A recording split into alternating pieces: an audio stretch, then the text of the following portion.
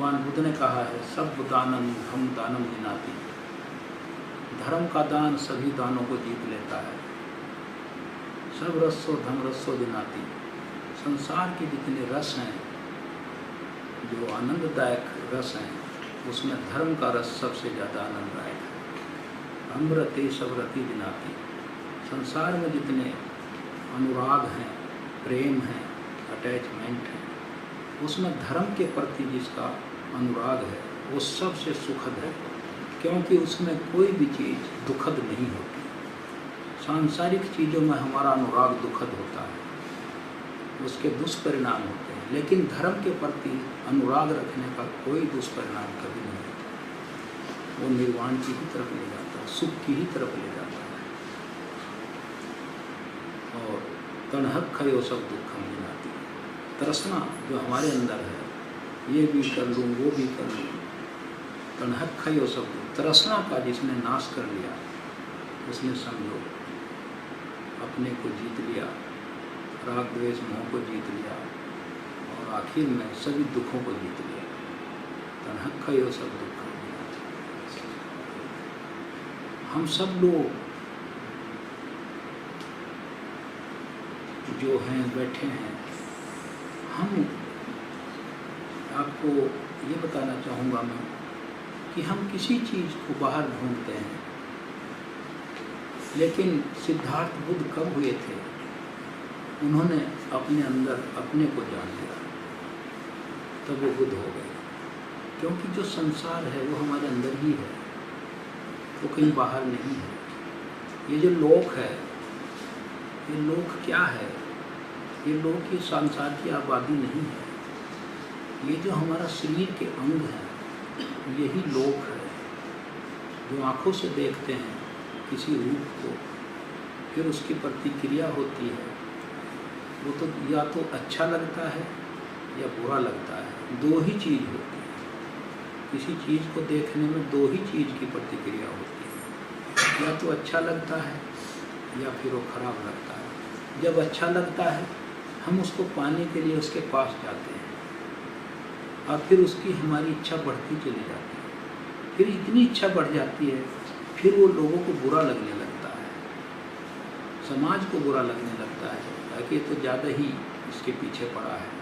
फिर वहीं से दुख उत्पन्न होता है। जहाँ हमें बुरा लगता है, वो बुरा लगते लगते इतना बुरा लगता है कि वो घृणा में बदल जाता है। कोई चीज़ इतनी बुरी लगने लगती है कि उसके नाम मात्र से ही मेरा सारा चित्त खराब हो जाता है। ये दो चीज़ों से ही उत्पत्ति होती है सुख की और दुख की। अच्छा लगना बुरा, ये आँखों का दोष है। अब इसको मैं समझाऊंगा आपको। ये आँखों का दोष है। और रूप जिसको हम देखते हैं, जब हम देखते हैं कि हम आँखों से किसी चीज़ को देखते हैं, फिर उसकी प्रतिक्रिया होती है। अब देखिए, जो डॉक्टर साहब ने कहा, उषा जी ने कहा, आँख अपने आप में तो काम नहीं कर रही है। आँख किसी चीज़ को देख रही है, फिर उसे देखकर अच्छा या बुरा लग रहा है। और वो अच्छा और बुरा कब लग रहा है? देखने से नहीं लग रहा है, उसके अंदर सोचने से लग रहा है। एक तीसरी चीज़ वहाँ काम कर रही है। ये खाली देखने से नहीं लगता है, फिर उसका मेरा चित्त काम करता है कि इसकी फिगर कैसी है, रंग रूप कैसा है। उसे भगवान बुद्ध ने विज्ञान कहा है।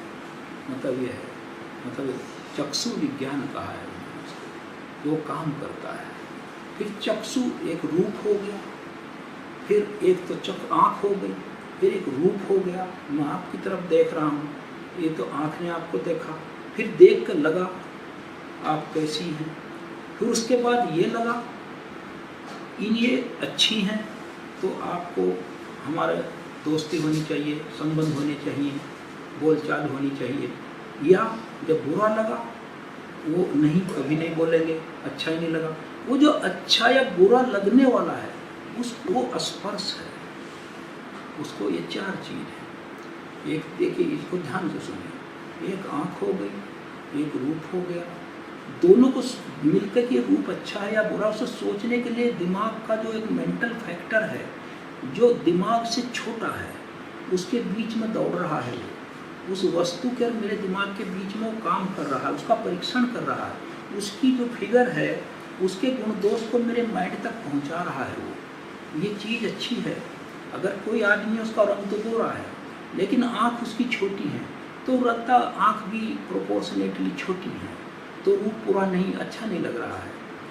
रंग सांवला है लेकिन सारे फीचर्स अच्छे हैं तो उसमें आकर्षण है। वो जो तीसरी चीज़ काम कर रही है वो है मतलब हमारा विज्ञान, चक्षु विज्ञान। और जब ये तीनों चीज़ मिलती हैं फिर इनसे जो अच्छा और बुरा लगने का मन में विचार आता है वो स्पर्श कहते हैं इसको। वो ये स्पर्श नहीं है, वो मानसिक मेंटल कांटेक्ट कहते हैं उसको। ये चार चीज़ बन जाती हैं, यहीं से शुरुआत होती है हमारे सुख दुख की। ये फाउंडेशन है, यहीं से आगे से चल के इसका परीक्षण करना। क्योंकि ये आपको मैं कह रहा हूँ ये इसको सोचना, ये पढ़ने का भाषण देने का धर्म नहीं है, अकेले बैठ कर उसको चिंतन करके अपने उसमें घुसने का धर्म है। तो एक तो चक्षु हो गया, एक रूप हो गया, एक चक्षु विज्ञान हो गया। चक्षु विज्ञान आई कॉन्शियसनेस, आँख में देख के जिसको वो विज्ञान बना उसका, तो ये हो गया। जब इन तीनों का समागम होता है तो एक चौथी चीज़ का जन्म होता है, चक्षु स्पर्श होता है। और इसी तरह ये चक्षु स्पर्श है, चक्षु स्पर्श हो गया। फिर हमारी 6 इंद्रियां हैं, जैसे कान है, ये कान हो गया। फिर शब्द हो गया, वो उसका शब्द का वो हो गया। फिर वो शब्द किसका है, कैसा है, कोई धुन गाने की अच्छी है या कोई गाली दे रहा है। फिर उससे जो हमारा विचार बनेगा, हम इसी एक ही कैसेट को बार बार क्यों लगाते हैं, वो हमें अच्छा लगता है।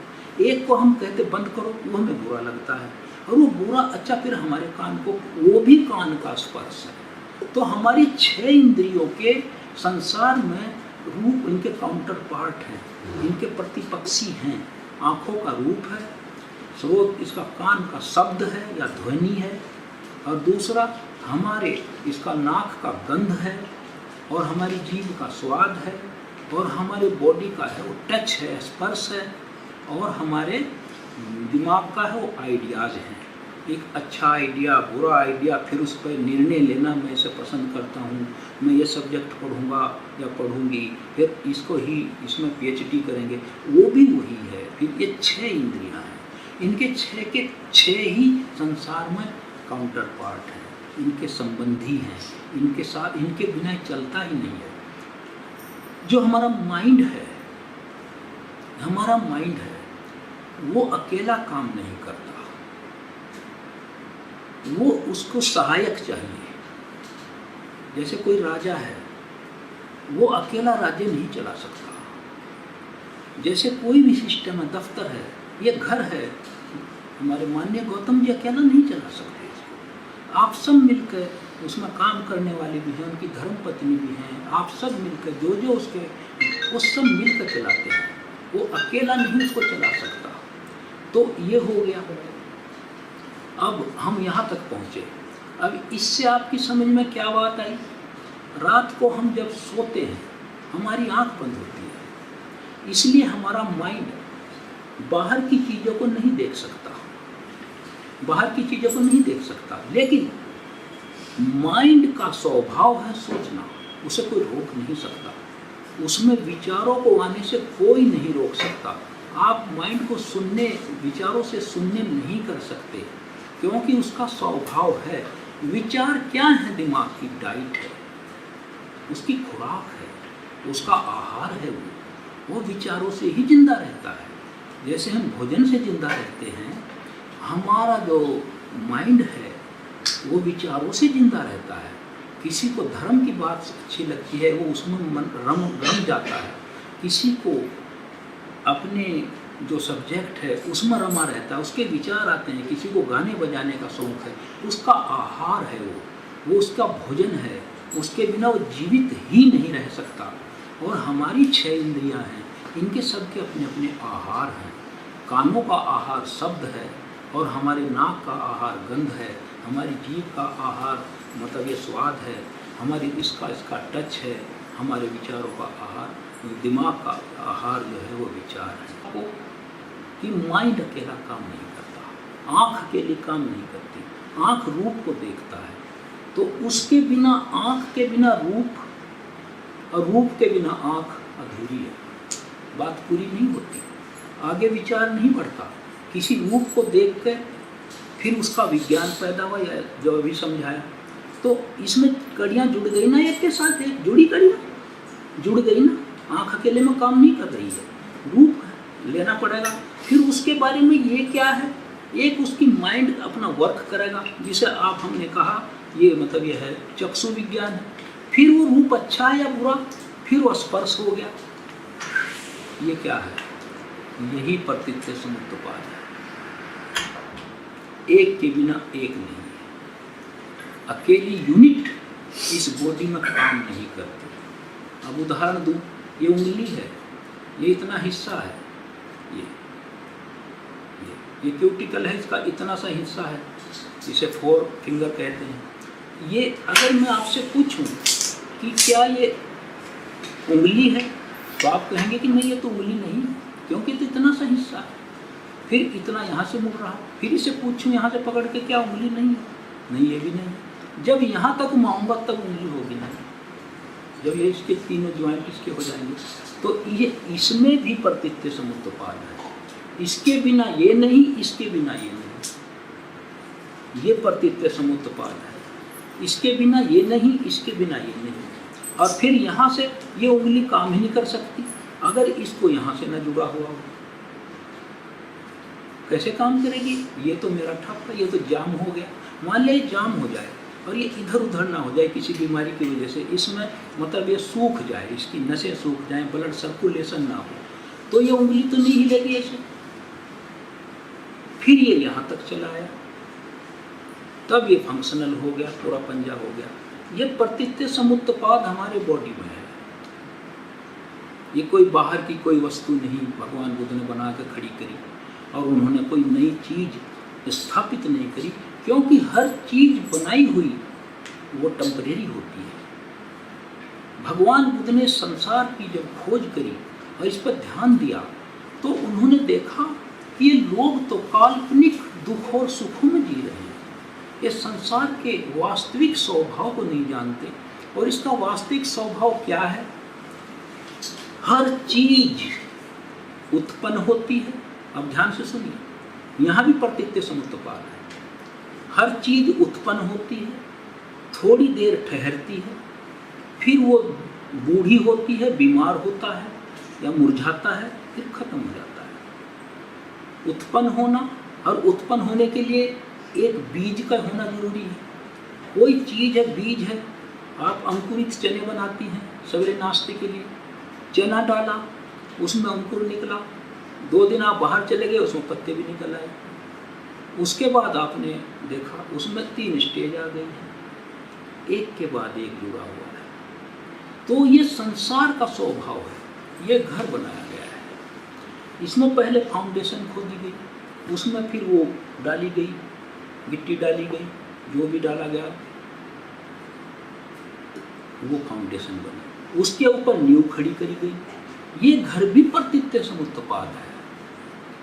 सीमेंट, ईंट, प्लास्टर, सरिया, ये भी प्रतीत्य समुत्पाद है, क्योंकि इसमें एक भी चीज से अकेली से घर नहीं बना है। ये बड़ा सरल है।